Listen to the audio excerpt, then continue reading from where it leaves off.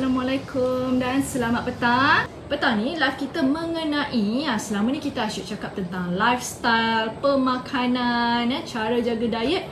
But apa yang orang tak tahu lagi, antara punca ataupun penyebab ataupun yang memberi kesan terhadap kesihatan kita adalah cara ataupun posisi tidur.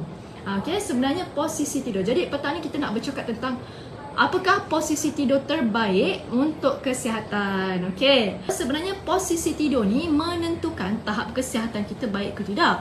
Jadi selain daripada pemakanan, selain daripada lifestyle, jadi tidur, position tidur ni menentukan juga tahap kita punya kesihatan dan juga essential for kita punya health juga kan. Okey, jadi petang ni kita nak fokus tentang tidur dan juga apakah posisi tidur terbaik. Alright, tapi before saya go on kepada posisi tidur terbaik, kita nak cakap dulu apakah posisi tidur yang tidak baik. Jadi kita punya ranking lah ataupun turutan kita adalah daripada position tidur yang tidak baik hingga ke yang baik. Okey, pertama sekali, apakah posisi tidur yang tidak baik ni? Bukanlah kita nak cakap tidak baik. Maksud dia kurang baik dan kurang memberi manfaat. Okey, posisi tidur yang pertama adalah posisi tidur yang meniarap. Okey, kenapa kita cakap meniarap ni adalah kurang baik ataupun sebenarnya tidak berapa bagus ataupun kurang memberi manfaat? Okey, sebab posisi meniarap ni, alright, posisi meniarap ni dia memberi pressure stream kepada bahagian tulang belakang kita, kepada tengkuk kita, kepada leher kita. Sebab tu biasanya orang yang tidur meniarap ni, dia bangun-bangun dia selalu rasa seperti badan tidak sedap, rasa sengal-sengal badan, rasa sakit sendi, rasa joint pain. Disebabkan oleh position tidur meniarap tu memberikan pressure stream kepada beberapa bahagian. Dan juga apabila tidur meniarap ni sebenarnya tidak bagus untuk blood flow ataupun aliran darah. Okey, jadi bila kekurangan aliran darah ataupun aliran darah tidak bagus saat tidur, oksigen tu tak sampai kepada otak dengan betul. Bila oksigen tak sampai kepada otak dengan betul, sebab itulah bila bangun tidur pun rasa masih lesu, masih penat, rasa seperti kurang tidur. Jadi walaupun you kata tidur you tidur you 7 hingga 8 jam, tapi dalam posisi meniarap, you bangun you rasa you tak dapat kualiti tidur yang baik. Tidur tu tak berkualiti. Maksud tidur tu tak berkualiti, bangun masih rasa penat, tidur sering terbangun-bangun dan juga you rasa macam tidur tak nyenyak. Asyik terjaga. Jadi itu menandakan tidur tak kualiti. Antara sebabnya adalah tidur meniarap. Tidur meniarap ni memberikan pressure stream. Dan biasanya orang yang sering senang sakit kepala ni, you boleh perasan kenapa kalau tidur meniarap lebih rasa sakit kepala. Disebabkan oleh position tu, blood flow tak baik, oksigen tak sampai kepada otak dengan betul. Lagi satu keburukan tidur meniarap ni, apabila oksigen tak sampai, blood flow tak cantik, kulit pun jadi tak cantik. Sebab kulit kita ni memerlukan blood flow yang bagus. So orang yang tidur meniarap daripada zaman muda hingga ke zaman tua, cuba you tengok kulit dia lagi senang cepat berkedut daripada orang biasa. Sebab itulah tak diamalkan posisi tidur meniarap. Kadang-kadang orang lagi pun kalau dalam Islam lah buat yang beragama Islam, ni sedikit sharing sajalah biar yang non-Muslim pun tahu. Memang tidur meniarap tu adalah dikatakan makruh. Sebab inilah scientifically proven, satu tidur meniarap tu tak bagus sebab dia bagi pressure stream. You sakit tengkuk, you sakit tulang belakang, kemudian oksigen tak cantik, blood flow tak cantik, oksigen tak sampai kepada otak, tidur tidak mencukupi. Bila oksigen tak sampai otak ni, selain pada tidur tak cukup, you lesu, cranky, adalah risiko tinggi untuk terkena stroke juga. Dan kemudiannya selain pada stroke dan lain-lain tu, jadi efek kepada lain adalah efek kepada kulit kurang cantik, kulit kurang cepat berkedut because of collagen dengan elastin tu sering tak dapat oksigen dan blood flow Okey, tapi jangan salah juga, posisi tidur meniarap, yes, ada juga indikasi dia di dalam bidang kesihatan. Apa saja indikasi untuk memerlukan posisi tidur yang meniarap ni adalah jika orang itu penghidap OSA. Apakah OSA? OSA ni adalah orang-orang yang menghidapi obstructive sleep apnea. Biasanya orang-orang yang berbadan besar, yang obesity, leher pendek, sering berdengkur. Orang-orang yang macam ni, dia memberi risk of inflammasi radang kepada badan dia, kepada blood vessel dia, disebabkan oleh proses dia tidur yang sleep apnea tu. Apakah tanda-tanda orang obstructive sleep apnea ni? Berat badan melebihi daripada BMI, obesity, leher pendek, tidur berdengkur, tidur sering terjaga. Jadi hati-hati kalau pasangan kita jenis yang tidur macam nak tercekik tu, kadang-kadang menandakan dia ada obstructive sleep apnea. Disebabkan waktu dia tidur, lidah dia terjatuh ke bawah dan menutup saluran pernafasan. Jadi sebab itulah kadang-kadang ada indikasi untuk orang ataupun pesakit yang OSA ni, untuk sleep apnea ni, tidur terbalik, tidur menyarap tu sebab nak memposisikan balik biar lidah dia tak jatuh ke belakang dan dia tak jatuh kepada dalam keadaan state yang tiba-tiba nafas berhenti. Okey, ataupun untuk orang-orang yang indication yang mempunyai masalah tulang belakang, ada beberapa masalah tulang belakang yang biasanya kita panggil sebagai PID ataupun jenis-jenis seperti slip disc.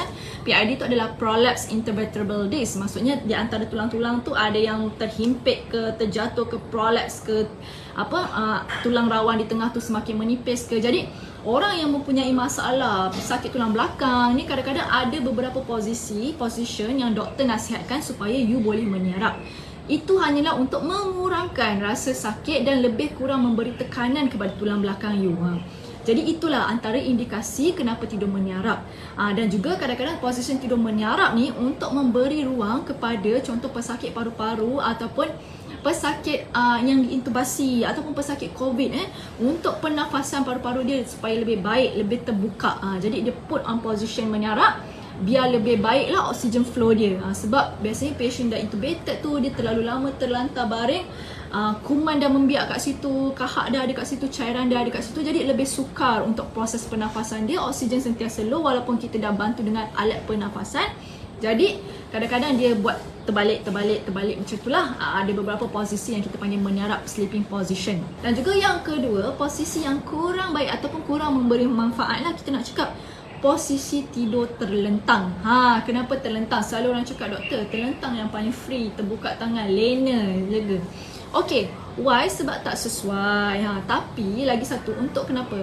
Biasanya orang-orang yang tidur sakit, orang-orang yang tidur terlentang ni, you memberi ruang untuk ada, maksudnya you memberi peluang ataupun ruang kepada untuk terjadinya sakit belakang. Because of bila kita tidur kan, kadang-kadang you tak ada sleep disc apa, on position terlentang itu dengan pembentukan tilam yang tidak bersesuaian dengan postur tulang belakang, jadi memberikan tekanan kepada tulang belakang kita. Jadi bila you tidur terlentang, sebab tu kadang-kadang lebih rasa sengal-sengal, lebih sendi sakit, lebih rasa macam kesemutan ataupun kebas. It's because you put pressure on your punya tulang belakang tu, nerve dan juga tulang intervertebral disc tu.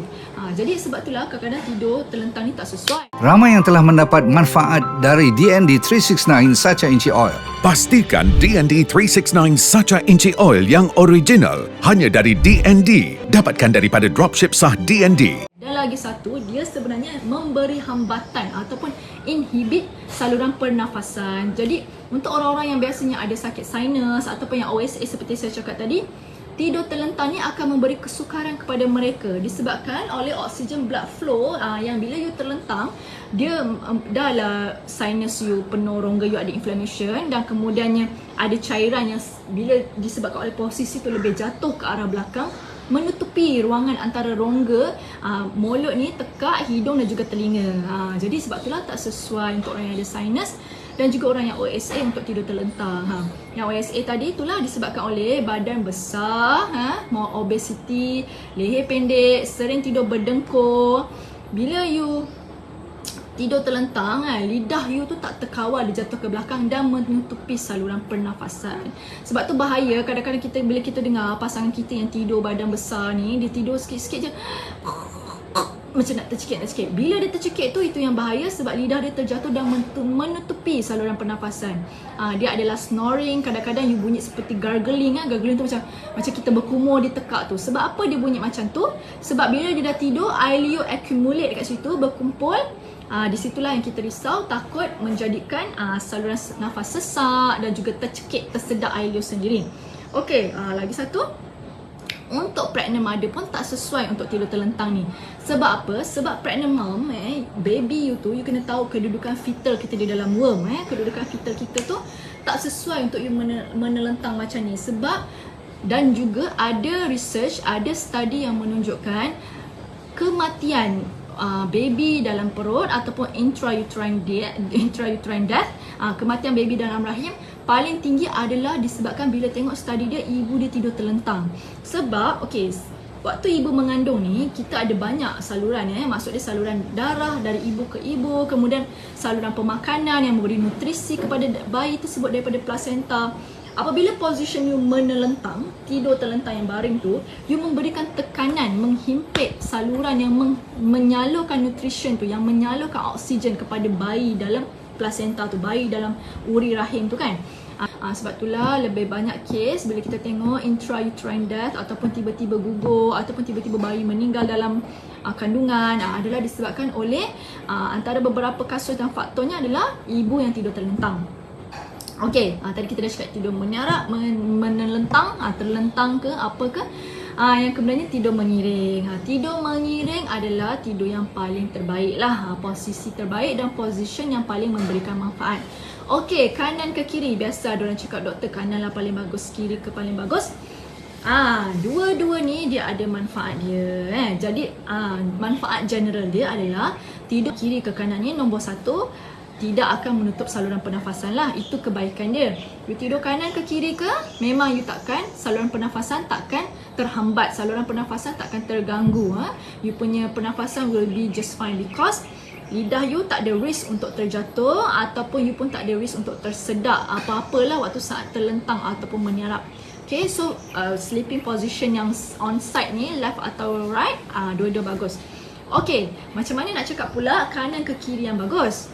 Okay, untuk pesakit-pesakit yang ada mungkin selalu GERD, reflux, acid reflux ataupun gastrik, lebih baik untuk you tidur mengiring ke kiri. Sebab apa? Tidur pesakit yang ada GERD, pesakit yang ada gastrik, pesakit yang ada pedih ulu hati, pesakit yang sering kembung, pesakit yang sering ada angin, pesakit yang sering sendawa kentut, tidur lebih kiri ke arah mengiring ke kiri lebih baik disebabkan oleh pada posisi yang lebih kiri tu, sebab perut kat belah kiri, jadi you punya esophageal tract tu kan, esophagus tu dia lebih tinggi daripada perut.